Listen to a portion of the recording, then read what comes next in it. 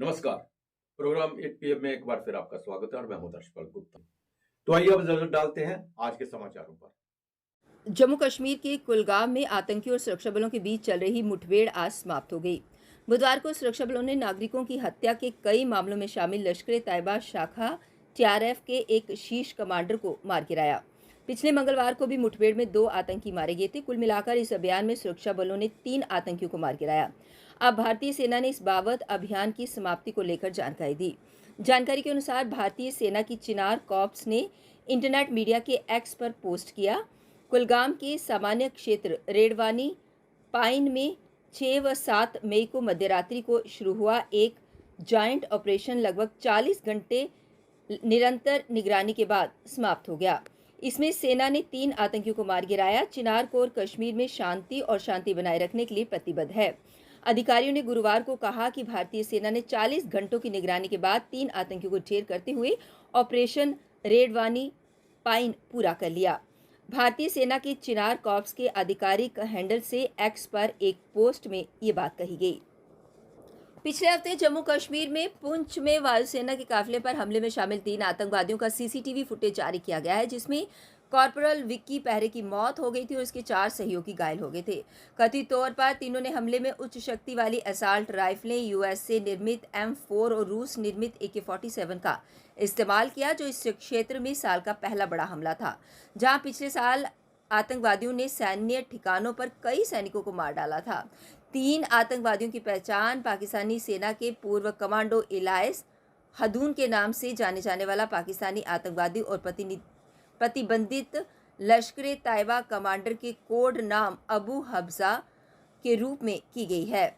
Jammu Kashmir police के एक sketch के अनुसार हमजा के मध्यम कद और गोरे रंग का 30-32 वर्षीय व्यक्ति बताया जा रहा है, जिसके बाल कटे हुए हैं। आखिरी बार उसे भूरे रंग के शाल और नारंगी रंग के बैग के साथ पठानी सूट पहने देखा गया था। उसकी गिरफ्तारी के लिए सूचना देने वाले को 10 लाख रुपए का इनाम देने की पेशकश की गई है। कश्मीर घाटी में आतंकी घुसपैठ के मामले में कार्यवाही करते हुए राष्ट्रीय जांच एजेंसी ने बुधवार को जैश-ए-मोहम्मद के एक शीर्ष आतंकी की 6 अचल संपत्तियां कुर्क कर ली। आतंकवादी आसिफ अहमद मलिक की ये संपत्तियां पुलवामा के मीरपोरा में हैं। संपत्ति को NIA स्पेशल कोर्ट जम्मू के आदेश पर UAP अधिनियम 1967 की धारा 33(1) के तहत कुर्क किया गया है। आसिफ अहमद मलिक को 31 जनवरी 2020 को हथियार गोला बारूद के साथ गिरफ्तार किया गया था। NIA ने 27 जुलाई 2020 को उसके खिलाफ आरोप पत्र दायर किया था। वर्तमान में उस पर NIA की विशेष अदालत जम्मू में मुकदमा चल रहा है। ये मामला आतंकियों के परिवहन, सीमा पार से घुसपैठ और जैश के आतंकियों से हथियार, विस्फोटक आदि से जुड़ा हुआ है। NIA की जांच में आरोपियों की ओर से घुसपैठ किए गए आतंकवादियों को कश्मीर घाटी में ले जाने और सुरक्षा बलों पर हमले की तैयारी में सुरक्षित आश्रय प्रदान करने की साजिश का पर्दाफाश हुआ है। राजौरी पुंछ के जंगलों में सक्रिय आतंकी वर्चुअल प्राइवेट नेटवर्क का इस्तेमाल कर रहे हैं, जो इनकी लोकेशन का पता लगाने में सबसे बड़ा अड्डंगा है। खुफिया एजेंसियों के पास ये इनपुट है कि आतंकी ऐसे ऐप का इस्तेमाल कर रहे हैं जो बिना इंटरनेट चलते हैं। हालांकि इससे पहले भी आतंकी कई बार इस तरह के ऐप का इस्तेमाल कर चुके हैं।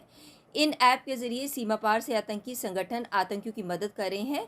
ऐप के जरिए न सिर्फ टारगेट देते हैं, बल्कि हमला करने के बाद एक सुरक्षित रूट का रास्ता भी दिखाते हैं, जो उन्हें सुरक्षित करता है।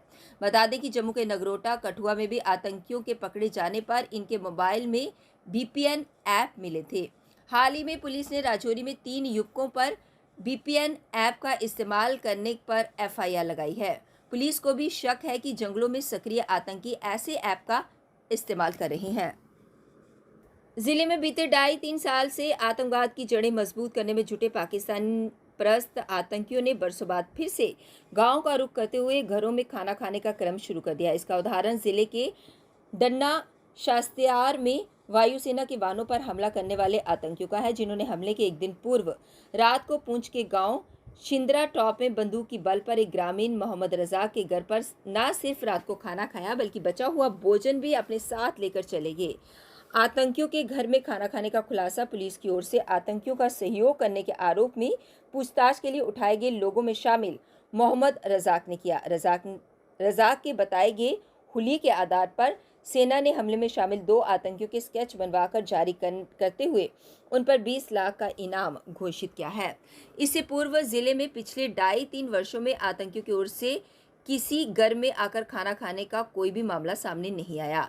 जिले के बाटादुड़िया में सैन्य वाहन पर हमला कर 5 जवान को बलिदान करने वाले आतंकियों ने करीब 1 महीने तक गुरसाई में डेरा डाले रखा, लेकिन वे इस दौरान खाना खाने कभी किसी के घर में नहीं गए, बल्कि उन्होंने 1 महीने तक गांव गुरसाई के बाहर बने गुप्त ठिकाने पर ही शरण ली।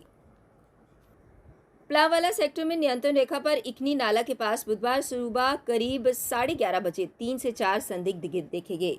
सभी संदिग्ध सेना की वर्दी में थे और नाले से होते हुए सरियाला के घने जंगल की ओर बढ़ गए। संदिग्ध की धरपकड़ के लिए जैकलाई की 2 कंपनियों के साथ पंजाब की टीमें नाले के आसपास क्षेत्र में सुरक्षा बलों की टीम तलाशी अभियान चला रही है। ये बताया जा रहा है कि संदिग्ध पाकिस्तान की ओर से BOP डाल खड़ी से होते हुए यहां तक पहुंचे हैं।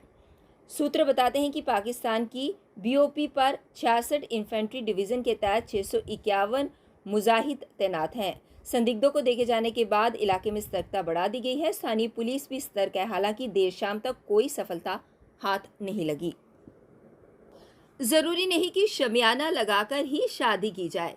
शादी विवाह हो या फिर कोई दावत, उसमें शामिल होने वाले का चेहरा ही बता देता है कि वे कितने खुश हैं। बस कुछ यही माहौल है आजकल कश्मीर के मैसूमा और अलगाववादियों का गढ़ कहलाए जाने वाले डाउनटाउन में।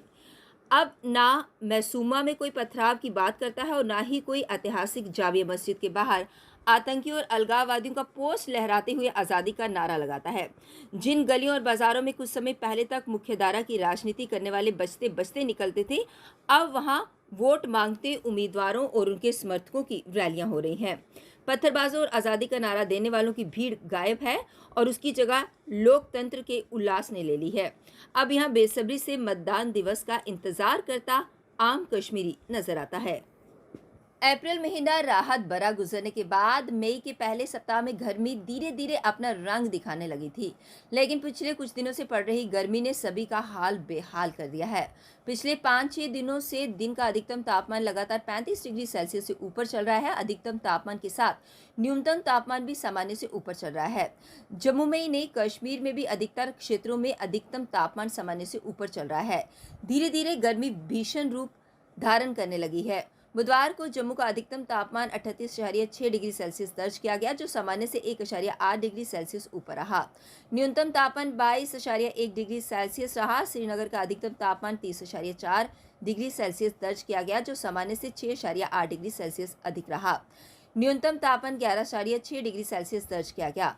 माता वैष्णो देवी के आधार शिविर कटरा का अधिकतम तापमान 34.6 डिग्री सेल्सियस दर्ज किया गया।